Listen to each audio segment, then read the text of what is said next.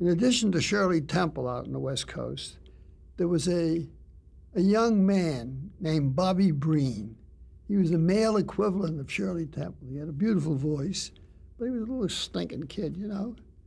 So they, in between seasons, they hired her to write a screenplay for Bobby Breen. She was very, very popular. So she said to me, "Would you like to come out to the coast?" I said, she said, "I'll pay you." So my wife and I, we went to Chicago, then we took a train 2 nights. What year was it? Let's see. 37, I guess, wouldn't it? 37, 38. And I went out to the coast with her, and she stuck me up at the Roosevelt Hotel, like that, you know. And she consulted me. She took an apartment someplace else, and finally a house.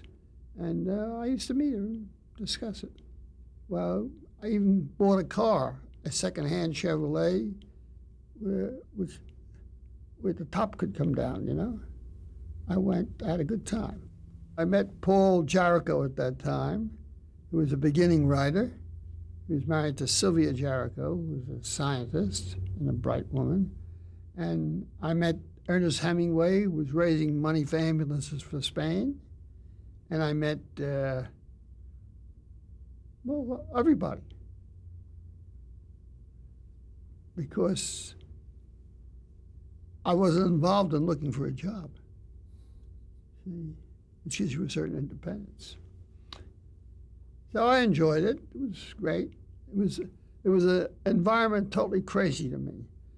Like, for instance, the valley, which you know now, was all farms.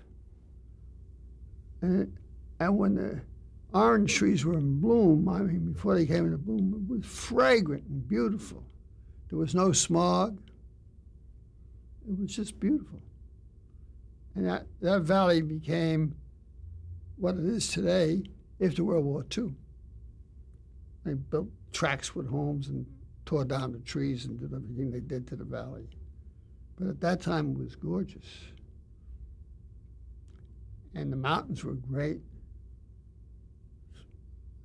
Snow was great. And Mrs. Berg was very friendly and nice, an amiable person, to me anyhow. I got on well with her. And I worked for her. And finally I was making about $400 a week, which was enormous money in those days, considering all I did is have lunch with her and discuss the plot of the story.